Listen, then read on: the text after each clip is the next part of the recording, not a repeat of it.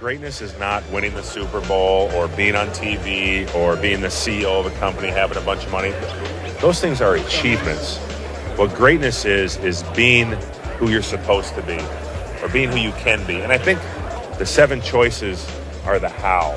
Provide a framework of thought-provoking questions and choices that everybody should make to help construct their path to get on that trajectory for greatness, because intentions don't determine your destination. Your path does, and your path is made up by these 7 choices. Rich Chapman, my co-author with this book, very successful businessman, rang the bell at the New York Stock Exchange, took a company public, so he was excelling in a different arena. When we came together to bring to you these 7 choices, Matt's a perfect person to embody what can happen in a person's life when they revisit the fundamentals, if they haven't before.